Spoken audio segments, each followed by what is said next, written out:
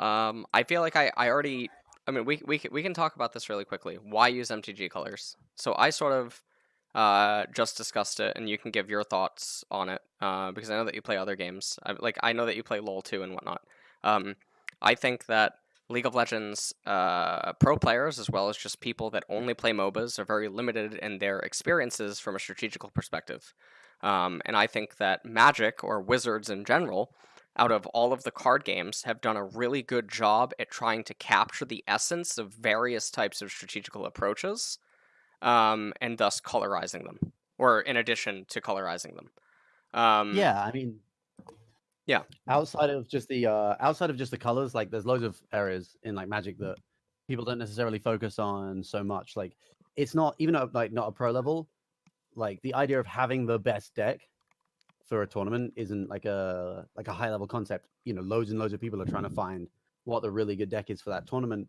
Whereas it seems like in League, it's not very common to try and understand, what's the best deck for this or champion for this match, and they just pick whatever champion is available, as opposed to understanding, what the meta looks like and what champ actually fits into the meta or their draft for the game. Like, and that's a concept that doesn't really make sense in League, that's really common in Magic. Yes. No Yes. one's trying to do that. No. Right. And so I first thought it was really I think that my perspective on team compositions and drafting and everything sort of changed. I've said it multiple times on stream. Um, like I took Magic really seriously. Briefly, I flew out Valentine Mackel to South Korea for IRL coaching on standard, limited, and sealed. And I think that during that time, my entire perspective of like card game theory, and just draft theory and strategy in general just sort of warped for the better.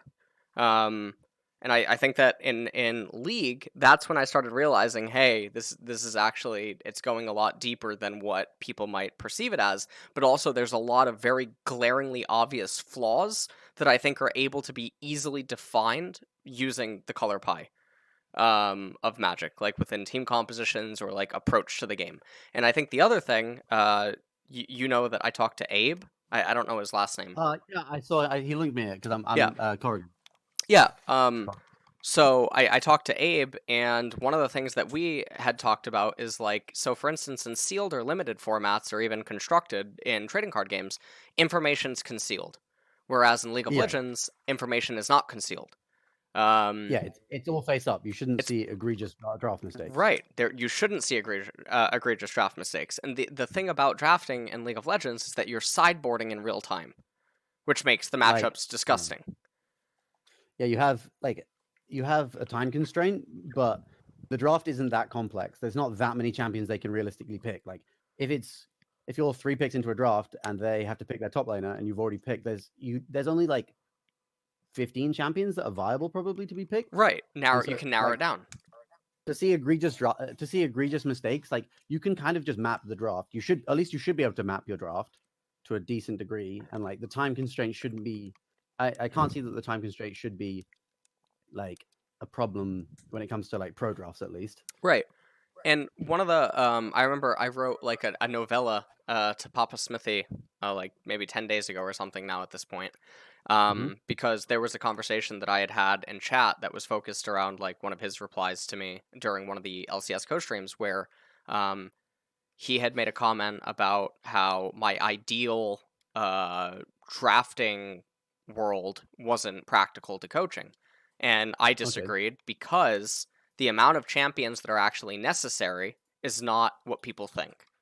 Like, in a professional League of Legends draft, I think that at any given point, each pro player probably only needs like 15 to 20 champions to sculpt like an S tier deck. Do you know what I mean? Yeah, and like, there are some constraints where like a spot where a champ that you can't play comes up, but within reason, yeah. And most of those, need so many options. Right, you only need so many options. And the other thing about it is that most of those champions are going to go into other roles. So let's say the mid laner has 20 champions and the top laner has 17. They might share 9 of them. You know what I mean? Yeah, so it's It's just sort of like how certain top tier decks in Magic might share the same cards. Like how many decks was Fatal Push in? You know, Yeah, at one that's in point. every Every black black deck. deck, right? So Fatal Push was everywhere. Settle the Wreckage was in green white, or it was in green white as like a sideboard piece, green white token, like back in the day. Yeah, Um, you can play like one set yeah, of I played through Dominaria. So that sure. was like my most recent format. Um, Yeah. I played a little bit online of like Jeskai control, and whatnot, but like there's lots of cards that they shared decks. Um, and so Yeah, there's that massive overlap. You right, find right, the most powerful cards or most powerful champions, like for example, mid Ornn or top Ornn, like that's a really powerful champion no matter like which role you put it in, yes, and it's going to overlap between different decks or right. different drafts. Yeah. And the thing is that I think that because of the nature of everything being face up in League of Legends, certain deck archetypes are going to be more favorable than others, just due to the nature of the approach. Um, and what I mean by Okay. that is like, imagine a control deck could go into every MTG tournament knowing the opponent's deck list and being able to sideboard in real time. I think Yeah, that's pretty. being able to pre-sideboard essentially. Yeah, you can pre sideboard. Are we trying to avoid the S word here? What? Scaling. Oh, scaling. I think we can use scaling, but we have to define it, right? Because you're right. Because from correct me if I'm wrong, but your idea of winning a draft when it comes to League of Legends is having a draft that wins, that scales better without completely conceding the early game to a point where you don't compete. Um, That's the bare minimum to win a draft, right? yeah. So the bear. So I actually got linked an article by one of the top, I guess a Yu-Gi-Oh top professional, like a world champion or something, had written an article, on something that like what makes good decks or what makes a good player. Or what makes a good deck? I can't remember exactly, but basically he defined it as understanding. I think you could probably find it by like searching "who's the beatdown." Um, Who's the beatdown is a Magic article. oh, is it a Magic article? Who's the beatdown is a very famous Magic article, Okay, and that applies pretty inevitability, well to yeah. right? So Like who wants the game to end sooner? right. So defining who is the one that's inevitable, right? Because obviously, if an aggro deck runs out of steam, one deck doesn't. There's an engine. There's a construct that once it's there, it's and gravitating towards the inevitability is ideal. Or I think gravitating towards it. Trying to make it so that you're not the beatdown within reason is ideal in Okay, like a League sure. of Legends draft. Yeah, And then because of the nature of everything being face up, I think it's much easier to achieve. yeah, I can agree with that for sure. Okay. So my ideal draft doesn't necessarily mean that there won't be red in it, because I'm a very big fan of Draven. Um, Sure. so I'm a huge advocate of Draven. I've been a huge advocate of Callista. These are red champions in Well, nature, yeah, red black. Um, and so I think that a lot of people that like watch me or something, or they had me on cast, they think that I inherently think that red is bad, but I don't think yeah. so. I think red is good within reason. I think it depends on how you use it. I think if you're mono red, fucking I'm out of fuel, top decking by turn 4 or 5, and I either burned you down or I didn't, yeah, I think you're a donkey because If, again, you're playing face up. Um, if you're like Griffin playing if you're Talia in the bot lane and completely inting the finals like that. Yeah, if you're doing that, I mean, DRX's draft yesterday was really donkey. In I didn't some of their catch that. series. Oh, it was gross. Let me try to find one. Let me try to. It's probably still on Reddit. Um, DRX typically only drafts like red themed team compositions, like or like Sinner They all just play in. Lane Kingdom, right? They just play Lane Kingdom. They try to play Lane Kingdom and have that convert into something meaningful, right? So they're the beatdown. But the Yeah. problem is if the opponent just resists it, then nothing ends up happening, and the argument ends up stemming: can you resist it? And given that all information is face up, Wait, this is 2 months ago. Sorry. Whereas an example of a team that kind of does the opposite would be T1, I guess. Well, maybe not T1 these days, but kind of, but old school T1, I think, where yeah, old they school T1. always just like where it's just like you watched. I remember watching like Infinite Worlds matches where you're watching T1 and they're playing against a European team, and it feels like if they ever win one fight, the match is done because eventually they will take over. Yes. And you're just praying that they never win one fight because the game will end because they always had scaling. I think Fnatic versus G2 was also a really good example of a control deck meeting a bigger control deck. Do you remember? So this is the only format in my memory that I remember. Blue-white control versus Esper control, but Esper had Chromium. Yeah, I remember so that. Gear Hulk couldn't get past Chromium. Yeah. So Chromium skewed the matchup. It didn't matter that blue-white scaled. It's that Esper scaled way too much harder. bigger. Yeah, Esper just scaled harder. And what you're essentially describing is the arms war of Magic metas, I think, right? Yes. It's like I start with a knife, and then you're like, well, I'm gonna bring my slightly bigger knife, and then eventually you're like, well, yes, I have a really long range sniper, and you're like, yes. That's okay, I've got mortars. Yes, this is exactly what just happened. Fnatic versus G2 finals. It's like a meta, like that happens regularly in Magic metas where you start, everyone always says mono red is best for the first tournament of the new meta. Yes. Where the same way Lee Sin, Elise, and fucking Rek'Sai are dominating the first few weeks. They show up because people don't know what's good, and they know that I can fucking destroy people who are playing inefficiently. They're not playing around things. Their deck isn't their champion, and they're playing the champion, or their draft isn't streamlined. Yes, mono red. And then and then a few weeks go by, and then suddenly there are some control decks that understand how to deal with the early threats. Yes. And understand how to work out like the play patterns and like maybe deal with like how Lee Sin invades you, or you have a champ that's more value or more late game than Lee Sin that can actually hold on and get enough value out of the early game that you don't sort of concede. And does that make sense? Yes. And another example of how pro teams already contain the ability to actually do this, but they don't readily think about it when looking at champions like Lee Sin and Elise, is because they magically tighten up against stealth junglers. Like if there's a Shaco in the game, or an Evelynn, or a Twitch, they play in a way that accounts for things whilst acknowledging that their vision is not entirely accurate. They become aware of the blindness they've always had. Yes. But apparently when fucking Lee Sin, Elise, and champions like that are in the game, they can't do it. Now, I don't know why this Reddit thread is not loading. This is really strange. Both the Reddit threads are not loading. And I don't know why. Like, I don't know why my PC is so slow. This is really, really, really weird. Twitch chat, does anyone know? Oh no, here it is. Here it is. It loaded. Okay. So take a look at Fnatic's are you on my stream? Yeah, I had the chat closed because I was trying to read and talk, and that's too many per page. Yeah, so I can't keep it up. So if you take a look at Fnatic's draft, Fnatic has late game monsters, right? They have Veigar, they have Sylas, they have Aphelios, etc. But if you look at what's happening in the draft, goes Aphelios 1, and then Jarvan Azir, right? Azir controls Aphelios. So this is like Gear Hulk running into Chromium or something. And then immediately, Veigar comes out with Tahm Kench. Now, immediately off the bat, the Tahm Kench is already... I don't want to say it's off theme with the Veigar, but it's already poised to be a problem. Because it's a sideboard card that's coming in early. That doesn't make any sense.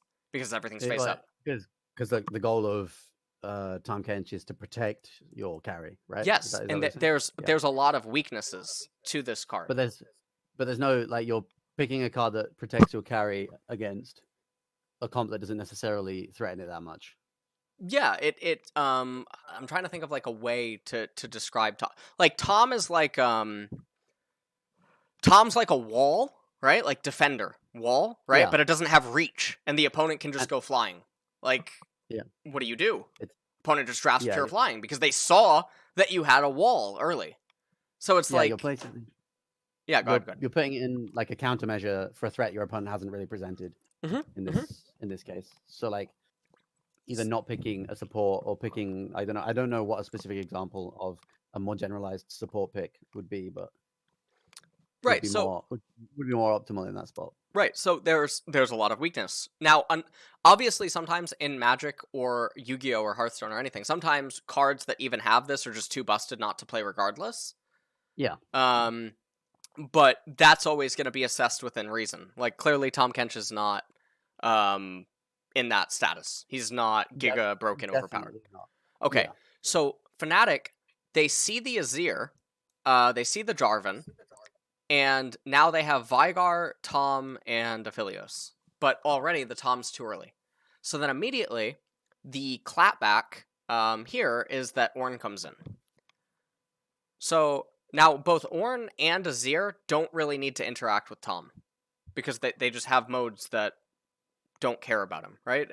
In general. And then as And the draft, they yeah, also have inevitability sort of that keeps up with Aphelios and right, Vigar, right? right, they have inevitability. So okay, So now you have this Tom pick that's kind of the big problem within the draft so far, right? yes, and the Azir is also has more inevitability than Azir. So Yeah. now there's problems. Now on the next pick that comes in, you have Lulu against the Tom. So you have a flying creature or like an event. You know what I mean? She bullies walls. You know, Yeah. I don't know how to talk about it. Yeah. Yeah. So she comes in and she invalidates him. She has more inevitability.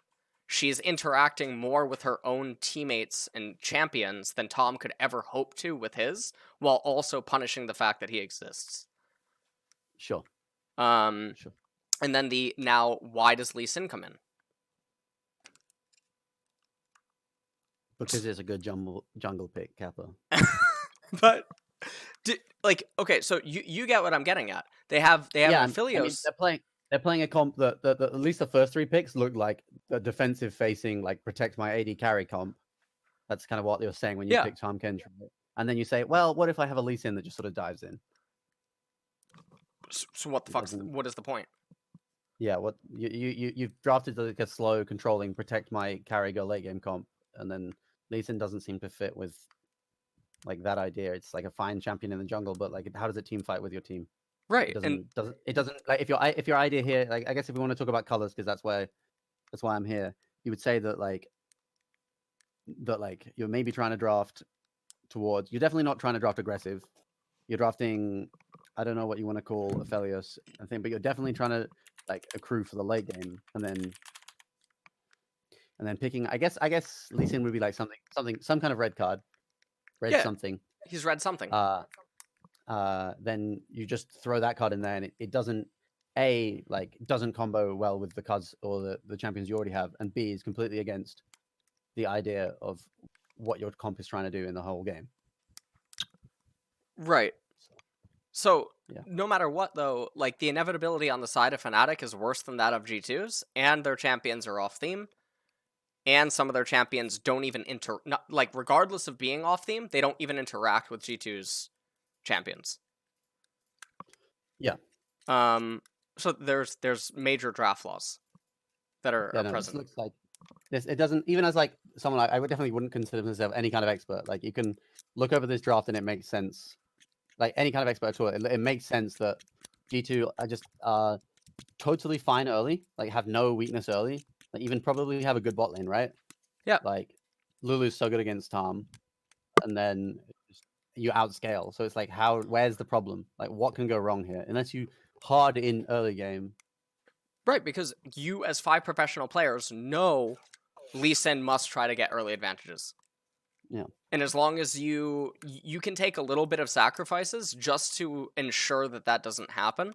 Maybe Jarvan can skip one extra count to account for something. Maybe, you know what I mean? Like it's not that big of a deal. It's like playing the game with the knowledge that you win eventually is insane advantage.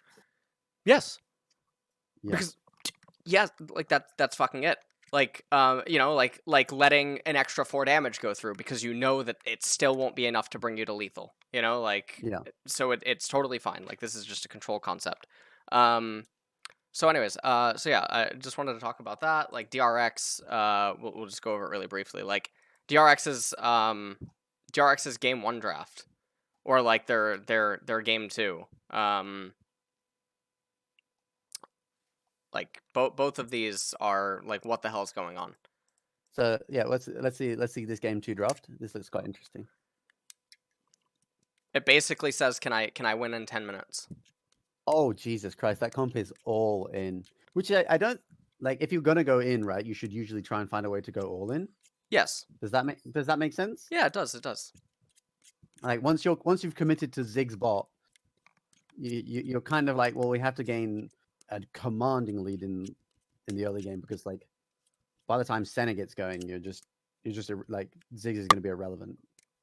And the other stuff with like the Trundle, the Atrox, and the Callista, like what is their purpose? They're all short range.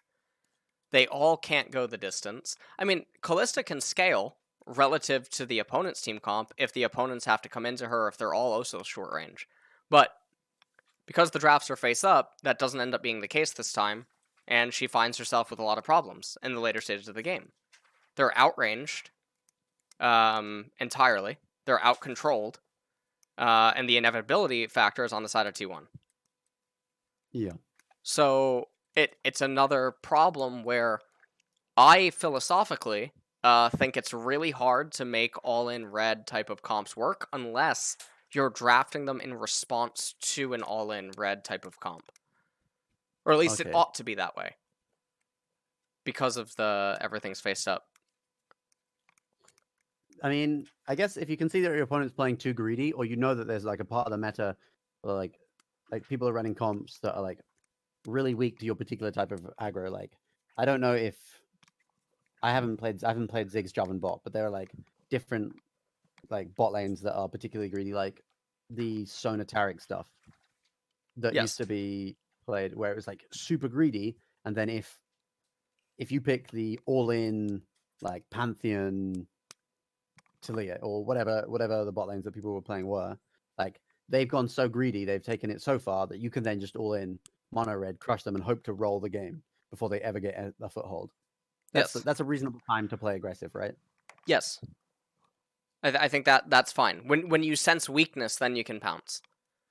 Yeah, but in the draft phase. But in general, it looks like you want to do like drafting in League should be just a scale. It's just basically a slow but sure scaling war. And yeah, like I said with the arms war, is you see it in formats is like, you know, 1 week everyone's playing mono red aggro, and then maybe slightly next week they're playing green black mid range that beats the aggro deck, and then it's the blue white control deck that beats that, and then it's the Esper control deck that beats the blue white control deck, and then suddenly it's mono red, because how the fuck does the Esper control deck playing fucking 5/6 drops beat mono red? You know, right. It's kind of a life cycle where it gets greedier and greedier and greedier and greedier progressively within reason until then aggression not once in a blue moon, it happens regularly, but aggression becomes very good again because there's a hole. Right, and I would argue that because League is face up, it's easy to sense when aggression as a whole is coming and then just dial back. You know what I mean? Like you're constantly just playing this war.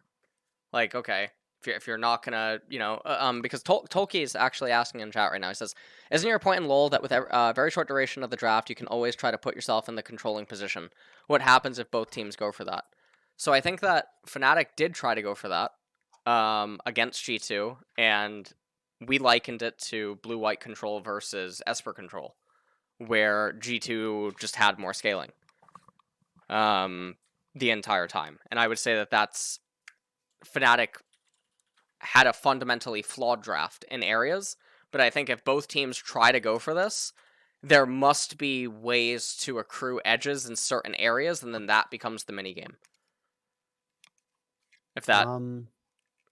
Yeah, I mean, and just because he's simplifying it to that kind of is a decent definition of what LoL drafting is, right? He's saying it like it's a bad thing, but that is essentially how it works, right? Yeah, like I think so. Essentially, who can find better scaling.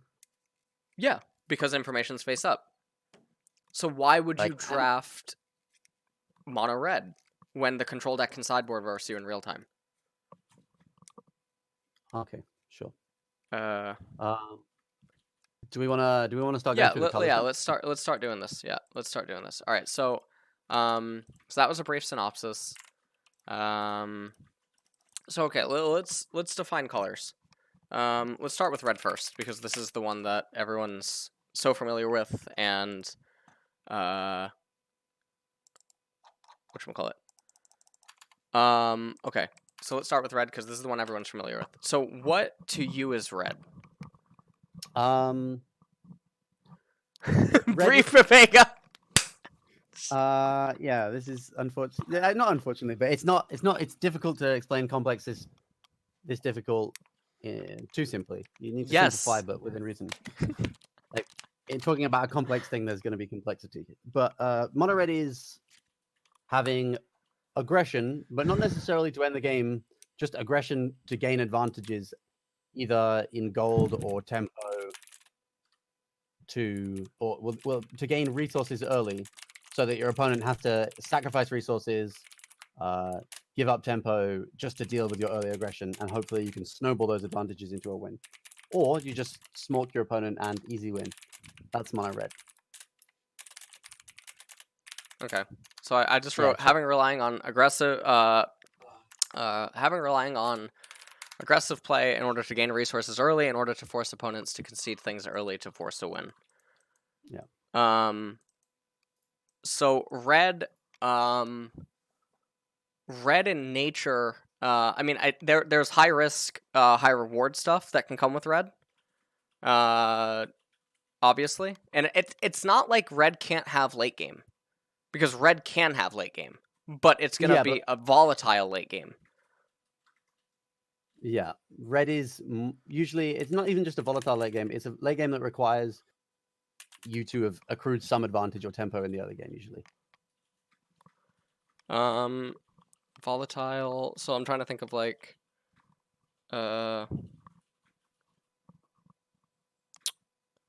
Red is Face Hunter. Yeah, red is Face Hunter. Not necessarily. Red would be more like, I guess, if you want to give a Hearthstone analogy, more like Zoo. Yeah. Zulok. Zulok is red. Yeah. Yeah.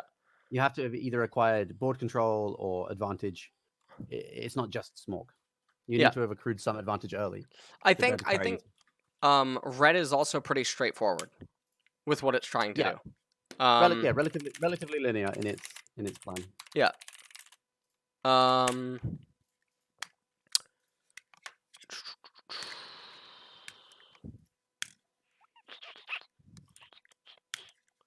Generally, speed could be associated.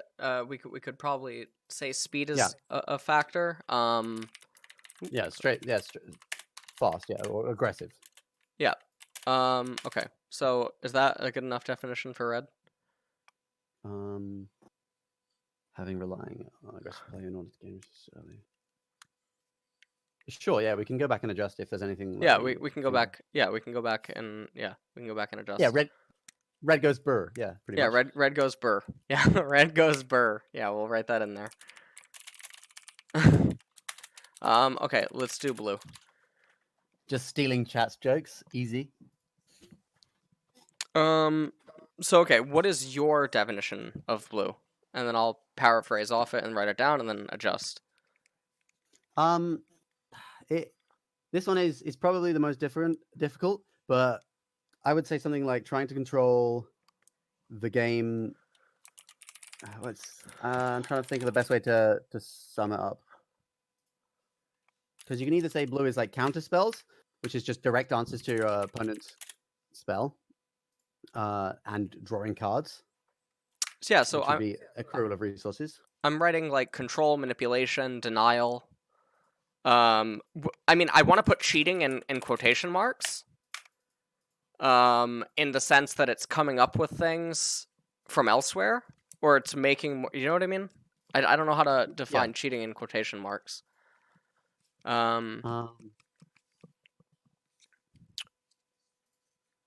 How do you define it? It's not, I don't think cheating, but just resource management might be superior resource management. Yeah. Superior resource management, efficient.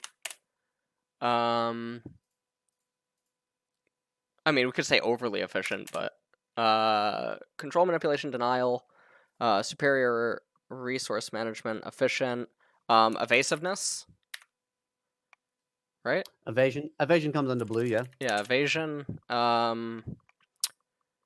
deception. Yeah, well, that falls under manipulation, right? Yeah. Yeah, so I'll just add that up there. Deception. Okay. I don't think I don't think blue. I don't think efficient necessarily is relevant with blue. Okay. I think maybe it's overly redundant. uh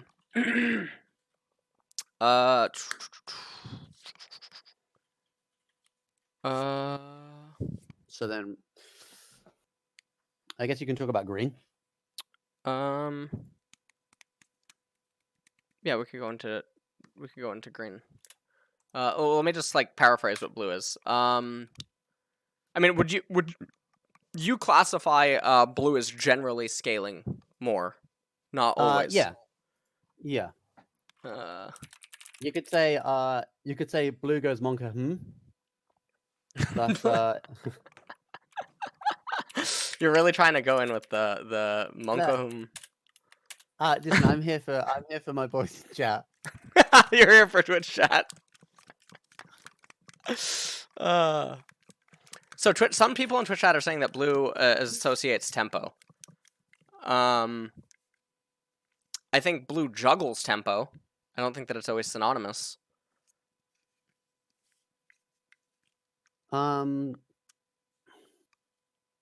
Spirit, but also these things sort of fall under some of these definitions of words. You could say You could say maybe does if linear fits into red, does non-linear fit into blue? Ever changing was actually what I was gonna say. Or adaptability, adaptable, because it's sort of or a creative. I'm trying to think of like words that. Adaptability makes sense. Adaptability makes no. Okay, chat just came with reactive. Reactive is definitely a card I think fits into blue. Adaptive, reactive. Blue attempts to understand everything before it happens and build. Would you say blue tries to build a checkmate? I don't think that. I think that's generalizable across all colors. Like I understand what you're trying to say. Like a spot where you have just like many answers, and no matter like what they have, you have the answer for it. But like just someone says in chat, strangling you out of the game. Yeah. But I think that kind of applies with like reference to League to that it doesn't necessarily that doesn't come up. I don't think that makes sense. Blue attempts to understand everything before it happens and have answers ready. I think that's a pretty general. Blue attempts to understand account for everything. Oh, that's another good point that chat says is blue wins by answering everything, not outscaling. Yeah. But blue wins with control, not with outscaling. By depleting the opponent. Yeah. Whereas, like, you could argue that, the way that green outscales is by going over the top. Yes, blue wins by depleting the opponent of options, which is a checkmate. You asshole. Yeah. Okay, sure.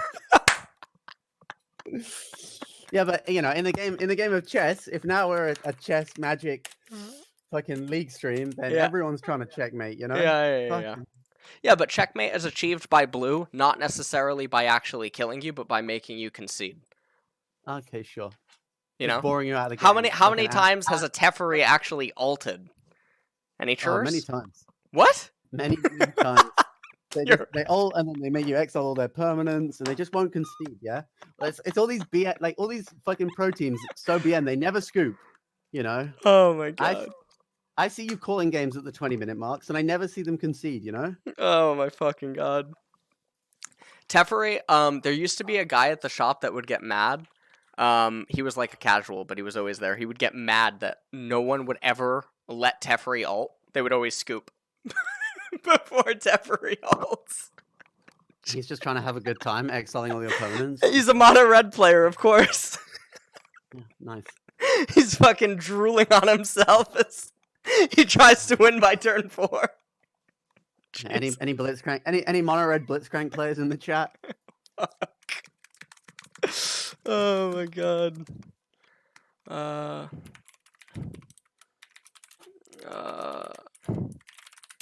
Yeah, the German word Zugzwang, I can't pronounce it. Fuck it.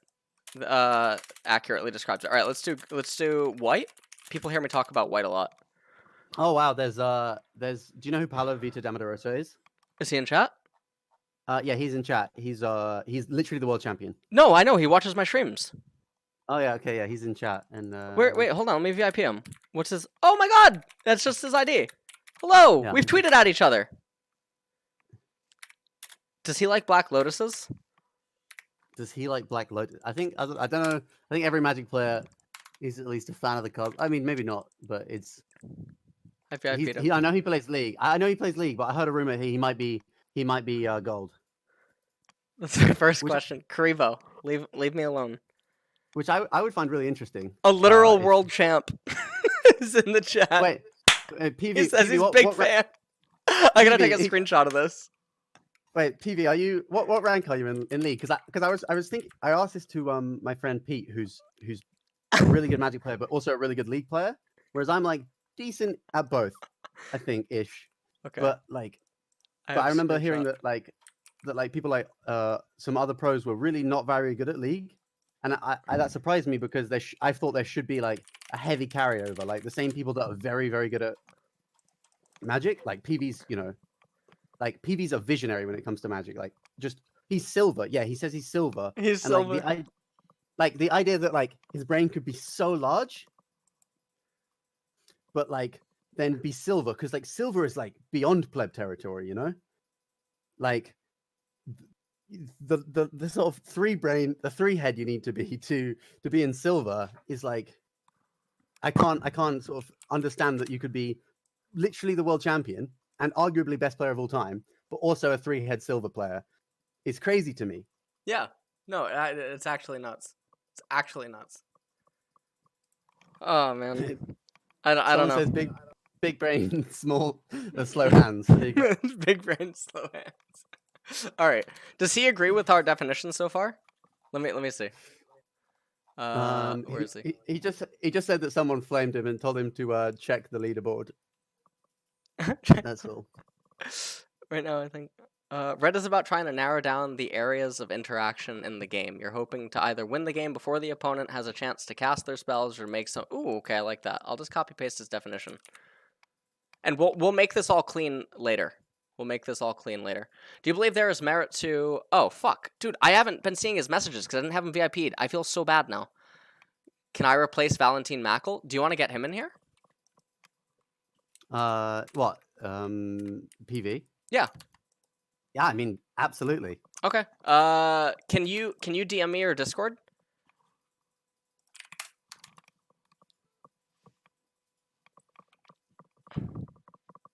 He's only a world champion, by the way. Okay. Like, let's not try to treat him too special. Hey guys, just calm down. Just remember, before we treat him too well, because he might be the greatest Magic player of all time, he is in silver. Okay, guys, so just keep it together. I mean, come on. He's in my filtered messages folder on Twitter. Come on. What's going on here?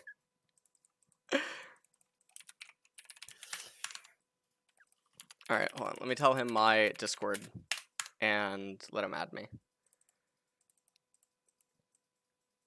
I like his introduction. I gotta read this. It's so funny.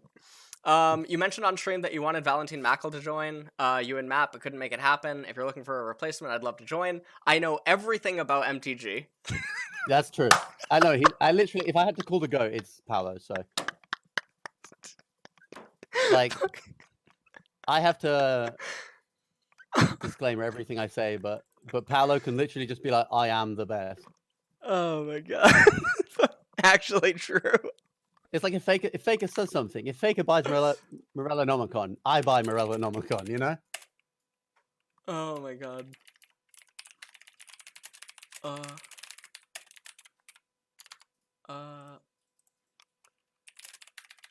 Is joining the stream.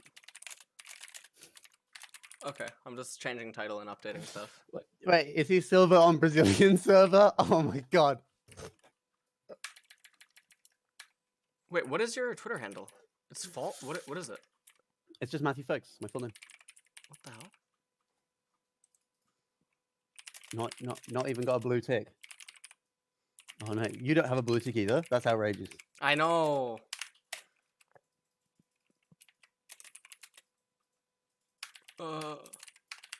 Okay.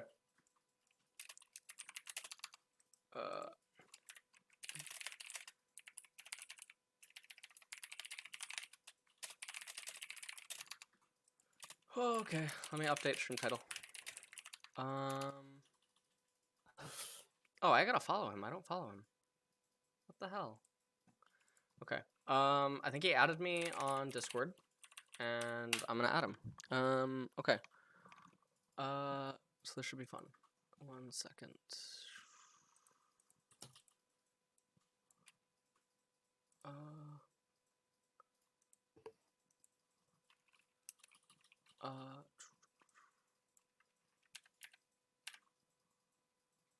Am I good to plug my Twitter while I'm here? Yeah, you Just are. farm Yeah, some yeah, credit. absolutely. Oh, Absolutely. sweet. All right, guys. If we can get just one more follower, we're gonna hit our goal. Okay, just one more. That's all we need, and you could be the one to do it.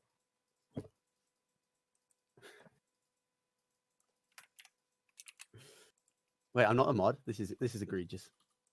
Joined by.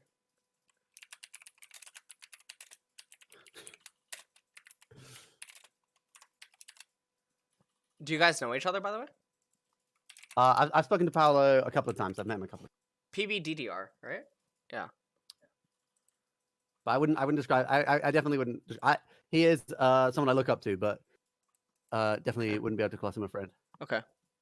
Okay. All right. Let me. I have so many pending friend requests on, so I don't know which one is his actually. I need to know his ID. Can know which is your ID? Oh, you know what? Maybe it's just actually PVD. Okay, hold on. Pending. Wait, LS doesn't even follow me on Twitter. I'm out. I'm what? leaving. He's DM'd me many times. This is actually what a scumbag. I've been farmed. Oh my god. I'm not farming you, I swear. This is La Scammer right here.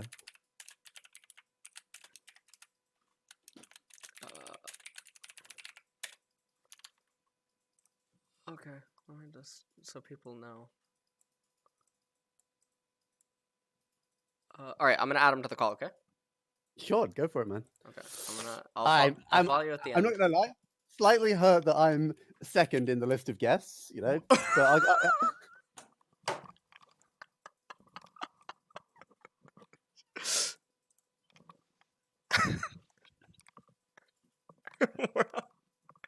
Hello? Hello. Hi, how are you? Good. How are you? I am okay. Hey, Matt. How you doing? Hey, Paolo, how's it going? Have you been listening to the stream? Yeah, I watched the whole thing. Oh, okay. So I know, well, you said that you're like silver in League. But did you hear like the beginning, like why I want to do this or why I want to talk about this, or have you watched like me talk about any of this stuff before? Yeah, for sure. I mean, I've watched the LCK a lot, and you talk about it all the time. And even though I'm silver, I think I understand a little bit more about LoL. I just can't execute the things, but theory-wise, I'm a little bit better than that. Okay. Perfect. Okay. So, I had a draft video that I released like last week that got a lot of it got a lot of good feedback, and I actually got a lot of good feedback by like pro players that really liked it, and I think that drafting in LoL and team comps and like strategy in LoL is grossly misunderstood because League of Legends teams and pros are very limited by their ideas of the game because they only come from the game. Whereas like I come from RTSs, and then when I got coached by Valentine, I flew him out to Korea for a while, and we grinded MTGO, and we grinded IRL, and then I played at the South Korean Pro Shop for 6 months, 7 months.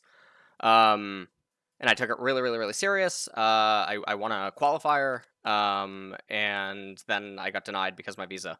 But anyways, drafting's really fascinating to me, and I want to touch on stuff, and I think that Magic captures the essence of strategy really well, and I think that it can cascade really well into LoL. So that's pretty much what, like, this stream's about, like, or this Magic-centric one. So I think it's awesome if you're here, or, like, is this interesting to you? Like, are you fine to talk about all this? Oh yeah, so much. Okay, all right. That's what I really like about Magic. Okay, great, sick. All right. Is Matt here? I'm still here. Yeah, sorry, I'm still here. The other guy. Yeah, I was just busy. I actually am so hurt, but please. I'm sorry, Matt. It's okay. It's okay. I got my silver digs in, so it's okay. It's okay. Okay. No, yeah, I had actually discussed that with people before because I remember I think you mentioned that you were in silver or something, and that blew my mind because, like, obviously, like, you are one of or the best Magic player of all time, probably. And you know, I've at least thought that parts of my League of Legends playing like applies to Magic and vice versa. But clearly Correct. that hasn't quite happened for you, you know. Because in Magic, if you know how to do something, if you know what you should do, you just do it. Right? Okay, in League sure. of Legends, you can know what you should do and be unable to do it. Like, I know I should flash away, I just can't. I just die instead. Okay, sure. Okay. Can we wait? Well, how long until this turns into an LS coaches PV stream? I have no idea. How often do you play LoL? I play a lot of ARAN these days. I play LoL fairly often, but it goes on and off. Okay. I watch everything though. I really like watching it. That's really cool. That's really, really cool. Yeah, you've tweeted at me a lot. Like, I think the first time you tweeted, or at least that I like saw, was the Kespa Cup because you heard me talk about Mono Red, or like Settle the Wreckage or something. Yeah, you were talking about Deafening Clarion. Yeah. Way more specific than I thought you were going to get. Yeah, so that was good. That was really good. Okay, so yeah, basically, for all my viewers, because I've been talking about Magic now for like maybe a year and a half, because I think it's a really interesting way to capture the essence of like where errors are being found in drafts. Like we went over the G2 Fnatic drafts, and there were really clear errors. Like Fnatic was drafting walls when opponents can obviously just draft flyers or something. And obviously we're simplifying it and we're generalizing it so that people that maybe don't play Magic can understand, or even if they do play Magic, we don't have to get like super in depth or nitty gritty. And the goal that I'm hoping to achieve with this is that we can highlight and outline fundamentally flawed approaches inside of drafts and that pro teams have right now in League of Legends, because I'm really interested to hear your take, because me and Matthew already talked that in League of Legends, everything's face up in the draft phase. And so in theory, or at least in my perspective, I'm curious to hear what yours is, you should be able to stop like mono red or highly aggressive decks in their tracks by effectively sideboarding in real time. Or by matching it. I think Matthew called it like the arms race, by just going, you know, they go one and then you respond to one, and then they try to respond to you and then you respond back to that, and then you just do that over and over. And obviously there's going to be trade-offs when cards or champions are obviously too busted that you can't just do it like that, even if traditional answers would be applicable. But I think that in LoL, another thing that is easy to argue is that players would say, well, players aren't robots, or they would say that there's fog of war. And then I would argue that there's deductive reasoning, and that a lot of these arguments can be one-upped by showcasing inconsistencies in the arguments by using like other champions, or by using even the same material presented a different way. I find it all really fascinating. I'm curious to hear what your thoughts are. No, I think what you and Matt said is pretty right. The things are more face up in League of Legends, so there's less excuses to make a mistake. Right? If you consciously draft yourself a draft that is the exact same your opponent is doing, but slightly worse. So that's what you were talking about G2 and Fnatic, right? They were both late game blue drafts, but one was just better in that regard. It was just more late game. So that's on you. Yes. Right. You did that to yourself. There's some element of face down, I think, with, for example, flex champions, which is why I think these are so valuable. Like if I don't know, even the same champion like Varus, like which you mentioned, I can draft Varus, and then that doesn't tell you if I'm trying to draft a late game comp or an early game comp, because that's going to depend on the rest of what I build. So I do think you can do that in that regard and kind of trick your opponent. But in general, yeah, I agree with you that there should be more theory when it comes to that, and you shouldn't draft a losing draft nearly as often. Things should be more. It should be much more even than it is, and I totally agree. I've had the conversation with Nemesis on stream many times that flex champions are really underutilized right now in League of Legends, and I think that it's a really big proponent to why red side in theory should be so powerful, compared to blue. And I'm referring to like pick. Blue team picks first, red team has counter pick. And flex potency I think is a lot more abusable on red than on blue naturally. Just because of the mechanics of how the draft works in League. Tolkien, he's the T1 analyst. He's also a Magic player himself. He's done a lot of stuff in Magic. He's in chat. And he's asking if I'm referring to drafting in League is more like deck building in Magic the Gathering. I think it's sort of like that's both. That's closer. Like more of I think deck building in like constructed deck building comes closer to drafting because you are playing against somewhat face-up threats, and you don't know the exact way in which they'll play out, but you are dealing with so if you're building your control deck, you know what the threats will be within reason. I know that they will have these cards and these cards, and it's not so much like drafting where you're trying to draft just power level or just the deck. I think deck building is a much more reasonable analysis because you know what the threats are, you can see them. Whereas in draft, you're trying to build a deck against so much hidden information. Yeah. Okay. Yeah, I think that sounds good. I agree with that. And so that's the approach that I think people should have for drafting in League of Legends. And the thing with me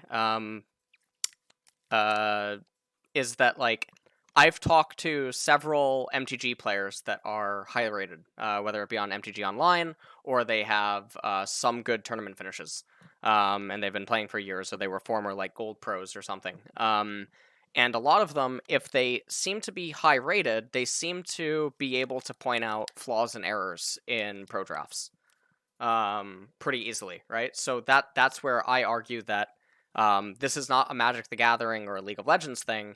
It's a strategical philosophy thing, and Magic just captures the essence of it with the 5 colors very well.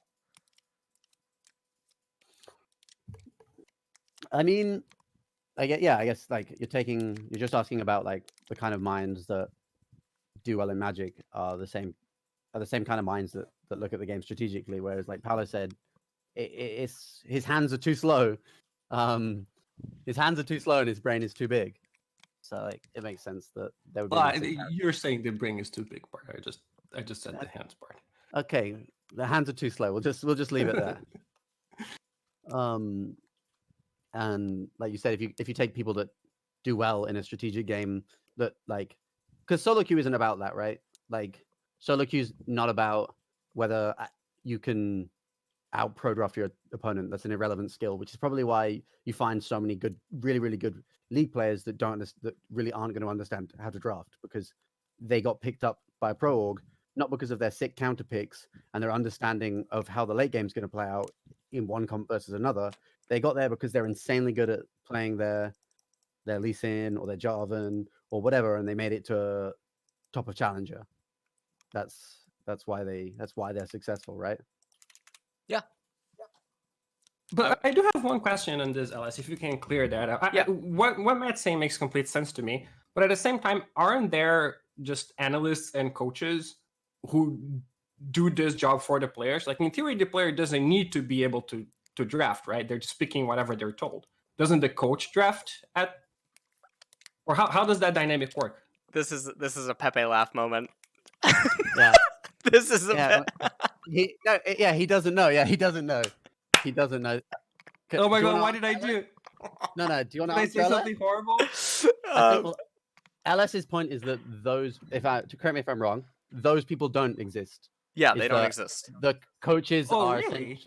essentially managers, and it's like they don't know the game well enough, or they don't play at a high enough level to be able to They actually make those decisions better than the players, and the players don't know how to do it themselves, so it's just poorly done in general. But go ahead, Ellis. Yeah, take so- it away. Take it away, Ellis. take it away. All right. So here's the thing. Most so the thing is that even when you pull pro players on, so I've had many pros visit my stream and have this discussion within the last couple of weeks.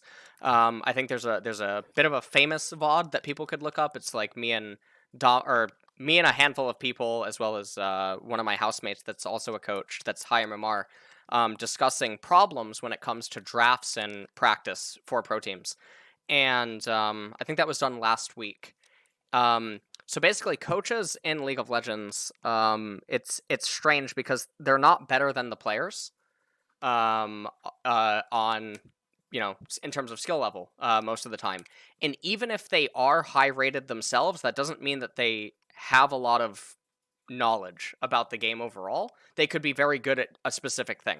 Like maybe someone that can get high rated on MTG Arena or MTGO playing mono blue or something, like the I forget what meta it was, where you'd play weenies or whatnot, and you could get high rated, or mono red and just face roll over and over and over. Doesn't mean that you necessarily know anything. When it comes to coaching in League of Legends, when it comes to drafts, if you listen to a lot of mic checks or you check a lot of interviews, a lot of stuff will mostly be players either asking each other about the matchups as if they don't know themselves, like, what is this top lane matchup like, or what is this jungle matchup like, and that's maybe the mid laner asking.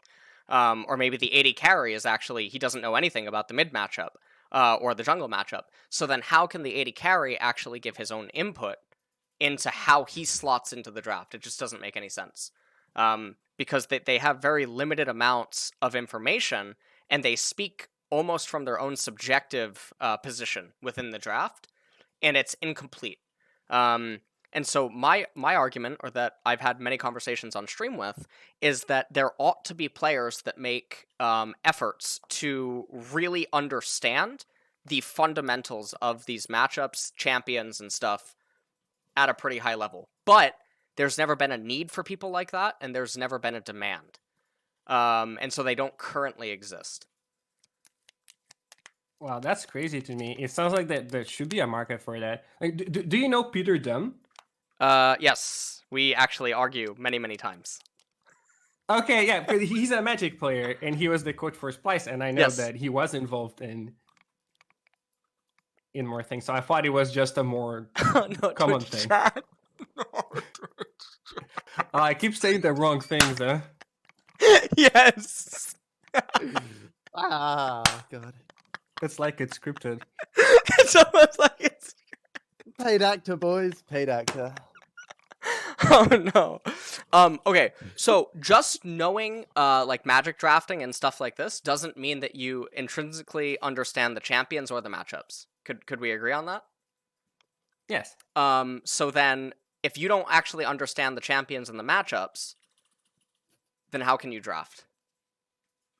No, that makes sense. I just assumed the coaches would, because like I'm good with the strategy, but I don't know. Like I wouldn't tell you, oh, Renekton beats Rumble, so draft Renekton, because I'm not sure if Renekton beats Rumble. But I assumed that the coach / analyst would know that. Okay, so now what if you found pro players that have dissenting opinions? What, that's where it starts to get strange, right? Because oftentimes coaches, all their info comes from the players. And so if the coach doesn't go out of their way to understand the matchup on how it ought to be or how it likely should be based on a rudimentary skill set, right? Like a very expected, like how something likely is going to pan out. And so if you take the same two players, or you take two high level players and you have them simulate the matchup 100 times, what is the likelihood that it goes this way? And then you have to go deeper and you have to look at the matchup and try to assess, is there clearly something that could be done that simply isn't being done? And sometimes this happens, and this causes meta shifts in like fighting games, or it even causes it even causes, no, I don't have a time limit. This is awesome to me. I don't know how I don't like, I'm nerding out right now. I don't know about you. I see what No, you're I'm writing all in. good. Okay, he's typing in Discord. All right. Do you have time? Or No, I'm good. I just didn't want to go too off topic. Oh, no. This is and fucking awesome. divert the conversation. This is fucking this is sick. I love this shit. But Pala, you can also argue that like there's like, I mean, I guess it's not so applicable in that like Magic isn't a team sport, but that there's like massive, at least deck building and strategic errors outside of like play errors at the top level, right? Like Yeah, no, for sure. like all the way through. Like if you take the time to really look at how, like, even out of like the best players, like how some sideboards are designed, there's just huge punts. Like it shouldn't be that surprising to find that at the top level of games, even ones where there's a lot of money, that there's huge like sub optimizations and like massive areas for improvement. Brian Kibler's in chat. Wow, there you go. Everyone's Oh no, there's always a bigger fish. Huh? everyone's coming. This is actually sick. No, I love this. This is All right. this is sick. Okay, so basically, that now there's also a lot of pro players in chat that could, like, if you have any questions about like stuff that goes on behind the scene, like some of them are, some of them are gonna meme, but there are a lot of like top LEC or well, not top LEC. Well, sorry, Crown Shot. Oh. There's some tier 1 pros in chat right now. From other regions and whatnot. And there's also a lot of high level players that are in chat that could testify or talk about some of the things that I'm saying. I don't like to just like pull shit out of my ass. Like mic checks are readily available. You can find them on YouTube. You can hear the discourse between teammates, like during live draft phases. You can hear the unpreparation. You can hear the constant questions that are being asked, like by either teammates or the coaches, and that I think speaks volumes to the lack of understanding that is going into it. And it's sort of like you have 5 chefs or 6 chefs or 7 chefs trying to coordinate to bake a cake. Does that make sense? I see. It does. Okay. It's just, to me, it seems like the optimal model would maybe the players would feed the one central person the information, the coach, and then the coach would use the information given by the players to make the decisions, because each player isn't, as an individual, only knows about their own role, or mostly knows about their own role. So you're getting 5 pieces of information in the middle of the draft, and who is going to synthesize these 5 pieces of information into one cohesive draft? Yes. Right. I thought that was what the analyst or coach did. So even if I don't know how a specific matchup goes, I'm supposed to be the person that gets the information from everyone and then builds a strategy. Okay. So right. So let me try to maybe give you something that would make sense. Imagine I don't know what the ratings are in MTG Arena. Totally. Imagine someone that is not able, like, imagine someone that is like an F&M player, like they can play competitive at F&M, they can win it a few times, right? That doesn't make them super high level. And imagine that's a very low level. It's a low level, right? So platinum or gold or something, right? Like that's probably all that you would have to be in terms of like league equivalency to win an F&M. Yeah, gold would be probably good enough. Yeah. Gold would be apt. Okay, so a lot of coaches are gold in league. Lots of them are. Jesus. And imagine an F&M player going on Goldfish or going on websites that track major tournament history, Grand Prix, online qualifiers, Star City game events, whatever, and they get you all the information from those decks, and then they compile the matchups and then give them to you. That person doesn't actually know what's going on in the matchups, and it might not even be accurate. there's a chance that one matchup is actually favored, but at that tournament it performed really poorly because the people piloting the decks suck. Does that make sense? Well, yeah, Yeah, I mean, it does. that does make sense. But I also think that that's a thing that isn't done enough in Magic. Like, we see it more and more now, like especially at the minute with like the proliferation of online tournaments at the minute because of like lockdown. But data analysis is not like that heavily done. Do you agree, PV? Because like Wizards have done a decent job of shutting down the availability of data because that specific kind of data is so absurdly powerful, right? Like if before a Pro Tour you knew the win rates of like every single color in draft, like it wouldn't be all informing, and you'd have to apply your brain to that. But like, but knowing them, like if you look at like champion.gg or any of the league stats websites and you see a champ has 57% win rate, you know that champ is fucking good. You know, you don't need to know anything more. You don't need to delve too much further. If the numbers are high enough, you can deduct that champ is very good and worth looking into. You know, you see Sona top has it's like a 61% win rate. You're like, okay, that thing must be busted. How long until that finds its way into competitive play? You know, and that data is available, but it's not regularly analyzed and utilized. Yeah, probably because Magic metas move so quickly. So do League metas, but there's so much data available for League. Like you have those stat that's websites, fair. and people like more and more you can find that data, but it's absurdly powerful if you can find it. And the data is also very hard to interpret, right? Like, say you have a champion like, for example, a Kassadin. People don't usually blind pick the Kassadin. They pick the Kassadin when he's good. Therefore, I would expect Kassadin to have a higher win rate because you're not going to pick Kassadin if it's not going to be good in this game, right? So the win rate is artificially bigger than a champion who's always blind picked and then could have good or bad matchups from time to time. So you don't know where the data comes from, so you can't just blindly trust the data. Yeah. Right. Wow. Yeah. Paolo's really giving his solo queue teammates a lot of credit. Well, I assume when we say the data, we look at the professional data, not just everyone who's ever played, right? He's graduating from 5-head to 6-head at an unbelievable rate. Yeah. No, this is really good. So basically, all right. So what we're sort of getting at here, right, is like now imagine that there's a meta at the highest tiers between different archetypes or Magic decks, and you're being funneled data, but obviously even those decks are being piloted by incompetent pilots. That would then skew the data. So you have to really go into the matches and try to assess it and then find weaknesses or things that could be optimized. But I think that it gets a little bit more nitty-gritty in League of Legends because, again, all information's face up. So because you can sideboard in real time, or you can play with your sideboard at the same time, you know what I mean? Like, you could draw from it, you could use it, whatever, you can manipulate it. In a live setting, stuff like that becomes more fine-tuned, but in order to do that, you would probably have to be high-level yourself. You couldn't just look at what's happening. You know what I mean? Does that make sense? Yeah. No, it does. Yeah. So I think that's the problem with League of Legends, is that most pro players only play one role. In the West, for instance, in Korea, they're a lot more diversified. So I would argue that in Korea, their overall, their comprehensive game knowledge is higher. But it doesn't mean that they know how to think critically about it.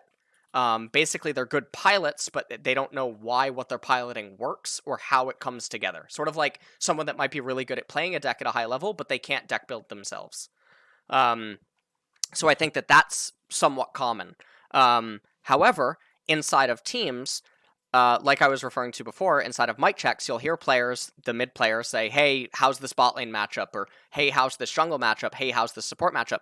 And because the information is all complete, they're giving input based on incomplete information, and they end up with very disjointed team compositions that have very awkward phases.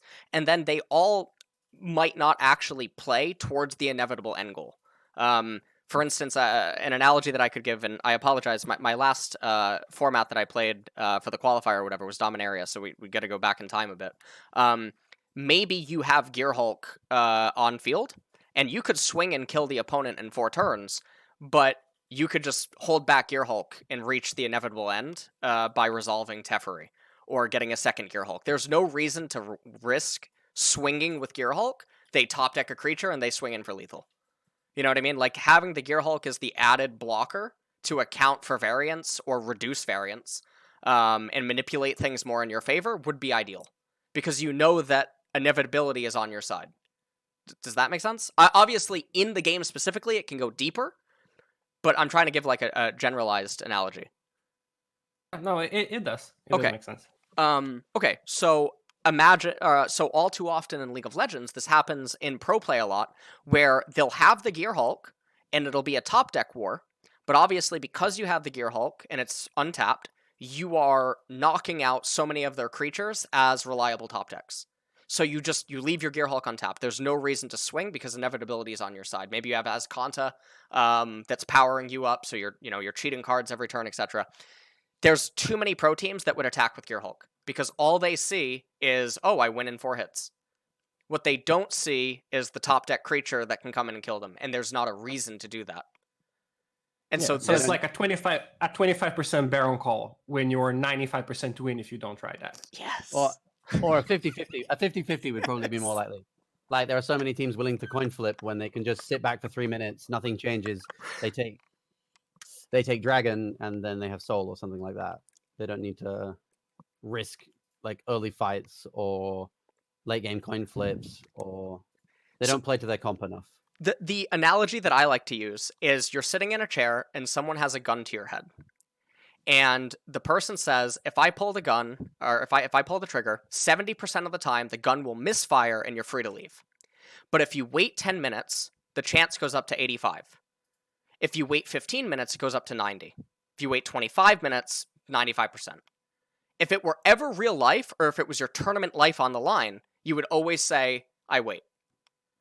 I mean, I think Paolo probably agrees, is I wouldn't change how I play depending on where I'm like playing or what kind of environment I'm playing in. As long as it's a match for prizes or with anything competitive, then I'd absolutely play the game like I have a gun to my head. Yes. That's just the approach or the mindset that I'm pretty sure that most competitive Magic players have. I've definitely heard people say, I won game 1, I'll do it like this. But that's just beyond flawed, you know? Yeah. That's a good analogy. At the same time, the reverse is true too, right? If you're the person whose chance of dying is increasing at each point, then you might as well take your 30% now rather than take the 20% in the future. You're already more well equipped than most coaching staffs. Oh, nice. Jesus Christ. All right. Okay, so that's pretty much where we're getting at. So what I want, all right, so I know that was a really long intro. So that's where we're sort of at. Just a brief intro, boys. A brief intro. 2 hours later. Oh man. Okay. So this is what's happening. So if we're wondering, again, just to finalize, so if we're wondering why can't pro teams draft, or like why can't the coaches or the analysts, the question ends up becoming how can they? Because they don't have the ability to assess the champions in a vacuum, or what likely should happen, or where errors are being made, because they're not the pro player themselves. So they don't have the eye for the mistakes that maybe a pro or another high-level player would. Maybe not in all instances. I'm sure that they can get like some things right, but I think that the accuracy overall would increase the better the player assessing it is, or the more trained the person assessing it is. And when I say trained, I don't just mean in terms of years of experience, because you could play Magic for 5 years and still be terrible. You could watch all the Channel Fireball videos on YouTube and still be terrible. So I think that it's when I would say trained, I would mean how many times have you been put to the test by really elite players and ended up finding answers that maybe they didn't find? Or how many times have you spotted something before another elite player spotted it? That's what I'm referring to by like the test. Does that make sense?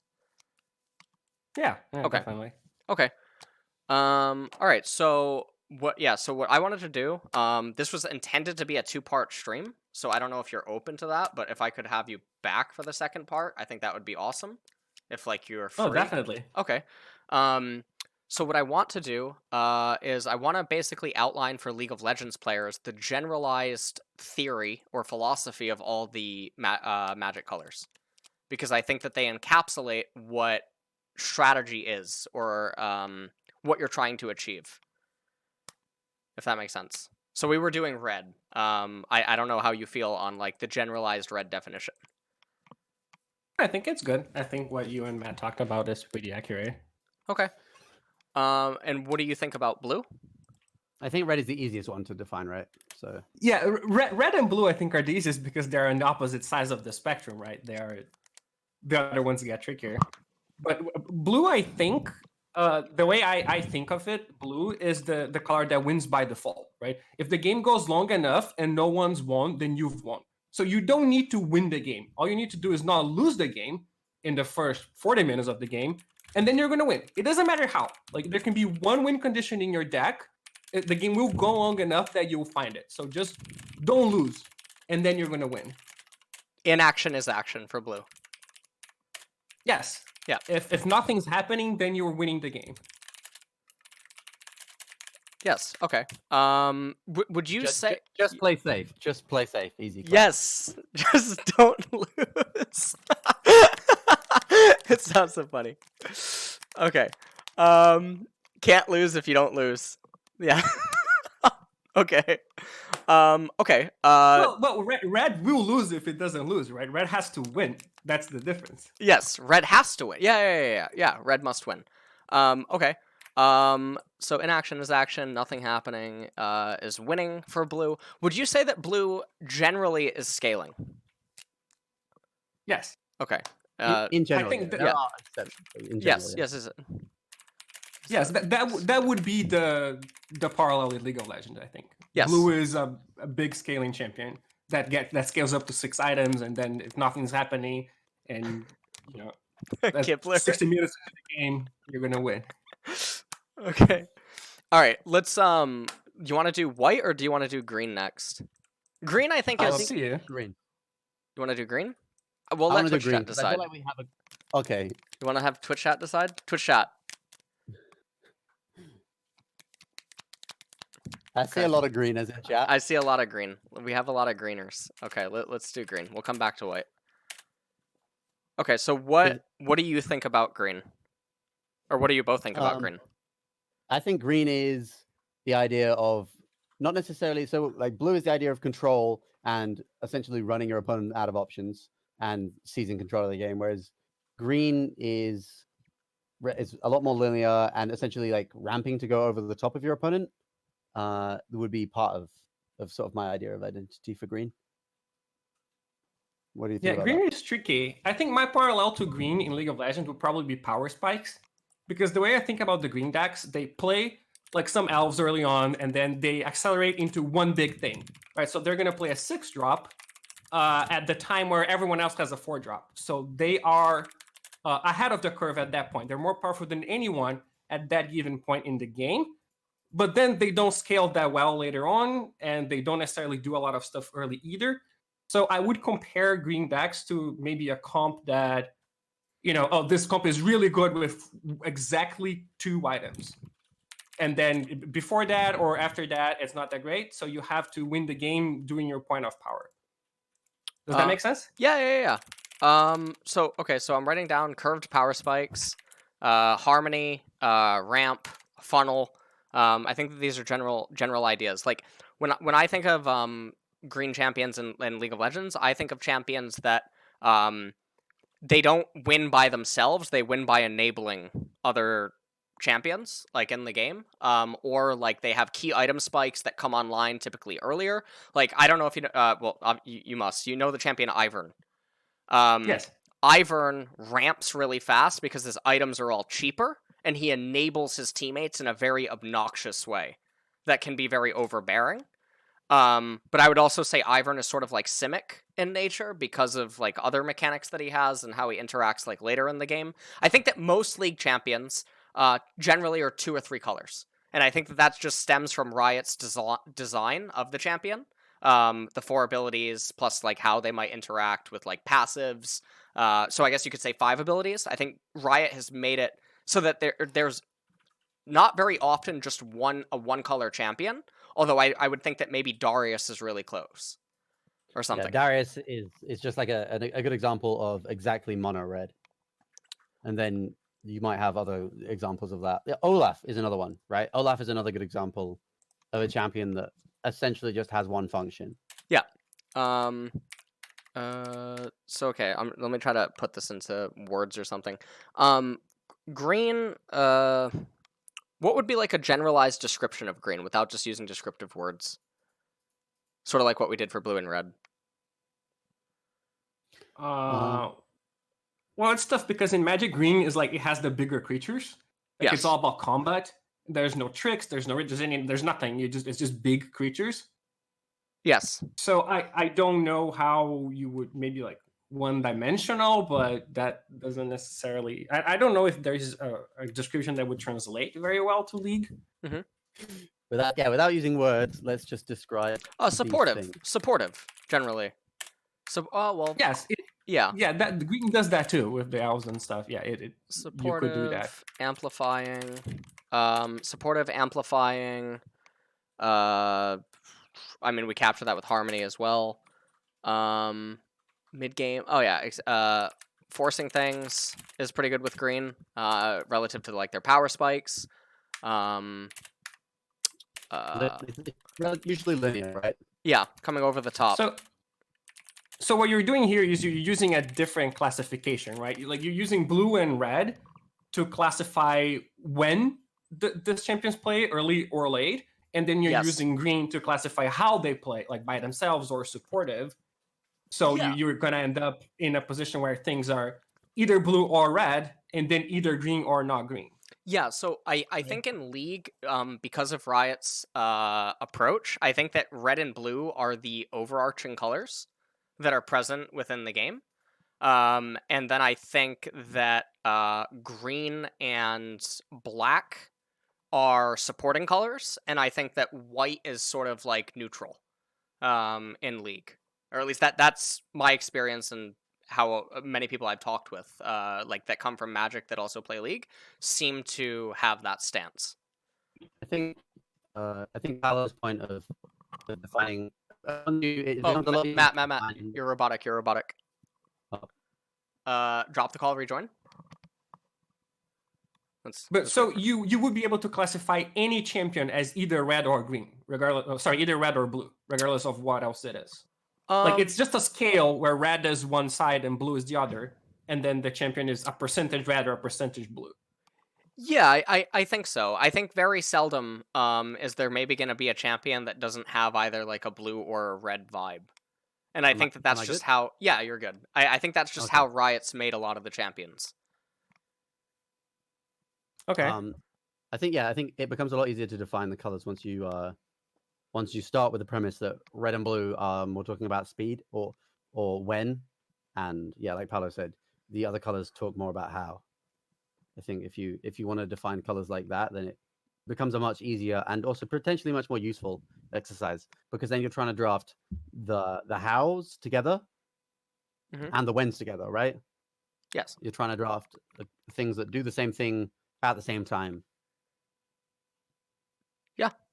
That seems like a better way to approach it. And it also, because I think, at least in my head, I'm struggling with how to define all the colors the same way, right? Because red and blue seem to do a decent job of describing the whens, like the speed of the colors, like, and then just assigning the speed to green, white, and blue feels kind of forced and not necessarily. It doesn't seem like accurate or necessarily applicable either to the Magic side or the League side. It feels like you have to overgeneralize them. Yeah, I think so like I think when Ivern or like enchanters in general in League of Legends are like supports like Karma, Ivern, Lulu, Soraka, these types of champions. Their items are all cheaper generally because of the way that they buy them. They're not necessarily weak as a standalone, but they're much stronger together, like as a pack. Like an enchanter with any party, or just the nature of how they conduct their team fights and stuff. I think that in general, characters that are green fall under the supportive type, in some way, shape, or form. And I think that it has to be measured by how much they prop up the main theme of the champion. When I think of something like black, I think of like a condition that has to be met in the champion. Like Draven, for instance. Like I know that you and I were talking about Draven before the stream, where Draven has the passive where he must get the kill Yeah, in order to make, you know, what he's doing worthwhile. Draven must win lane, but I think it's or when I say must win lane, I think that we could argue that that sounds very akin to red, and I would say that Draven is black and red, but that he has black traits because he has conditions associated with his power. yeah. Like he's But would not. you consider? Sorry, go ahead. I was gonna say he's not necessarily like. Well, I don't know if the black part. I think the black part of the sacrifice and conditional aspect of that. He's definitely red, and I think if you have to assign a second color to him, black is the one that makes sense. But I'm not sure. No, I think black red is what fits for Draven. That's from like a flavor and also from like a mechanical perspective. What do you go ahead, Paolo. No, but then would you say that most black champions are also red champions, or are you counting something like, does Caitlyn needs to get to 4 items before she does anything, therefore she is blue and black because there's this requirement? I think like a champion like Karthus is like blue and black. I generally classify Karthus as black because Karthus hates if there's more sources of magic damage within the team. Karthus wants to have as little magic damage in the team as possible.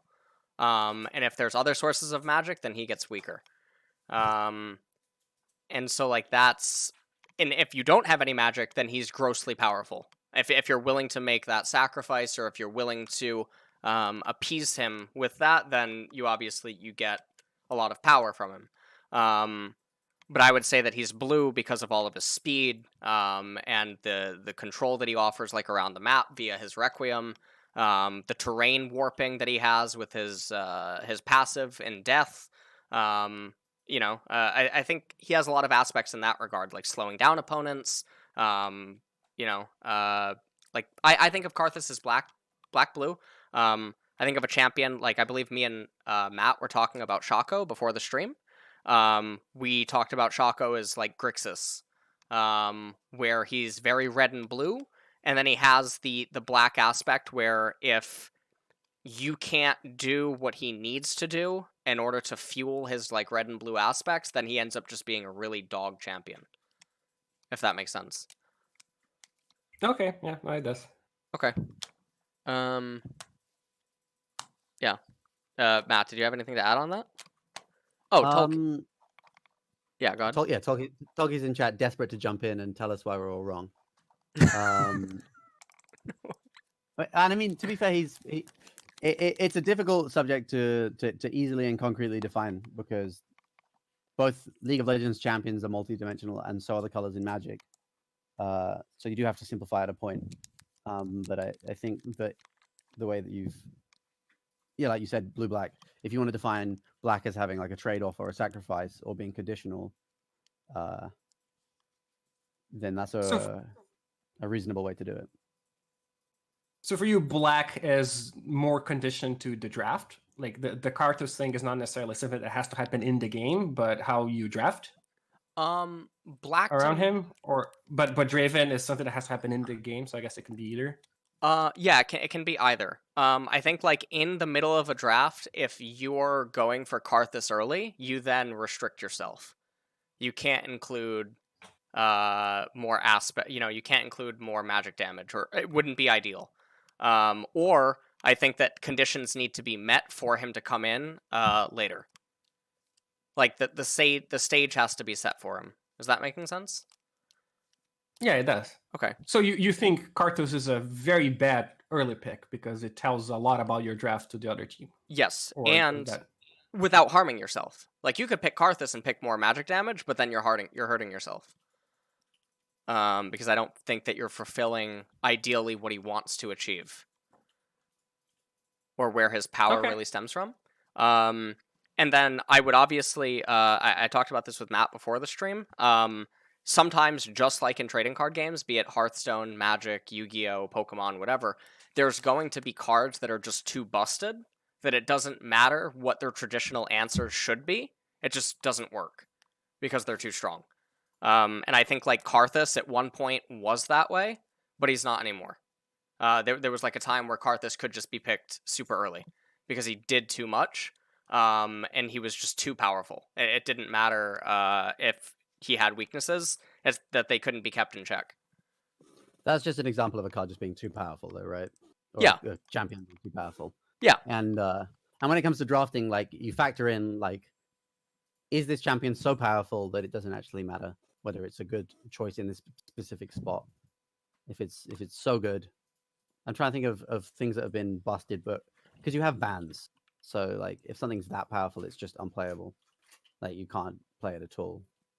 But I said guess it before, but Ornn was an example of a recent champ that was like easily flexible, incredibly powerful, and somehow teams just kept drafting it. Good early, good late. Yeah. Like, but then those things get banned out, or so like you don't have the same problem of stuff just being like tier 0, because if something's tier 0 in Magic Draft, it doesn't exist. It just gets banned out of the game. Yeah. And some of those champions do exist in League. Like sometimes things are just tier 0. And that, sometimes obviously metas get hit like that. Like metas get hit in Magic the Gathering or any deck. And then either Wizards comes out and bans them, or new cards come out and maybe a future set that just answer them entirely. Yeah. Ooh, I have a question on that. It's a bit off topic, but a lot of the times you see that some players are really good with some champions, or some champions are really OP, and they are just not banned. Do you believe part of that is there any like pride of that involved? Like, no, I'm going to beat this person's best champion, or is it just that they literally don't think it's that good? I would say both ends of the spectrum happen. I think that players will either think that it doesn't matter that champion's so good, I can beat it anyway, or there is also times where there's like, I don't know the frequency at what this happens, but I do know that it's happened in drafts, or like pro teams have done it, where they intentionally want their opponent to pick a really strong champion, or maybe like one of their champions that they're known for, and then they want to beat it in a best of 3 or like a best of 5, to, mentally affect their opponent. Does that make sense? Yeah, no, it does. Like letting someone intentionally have a bomb in a limited format and then beating them anyway. Like they must feel doubly as worse. Yeah.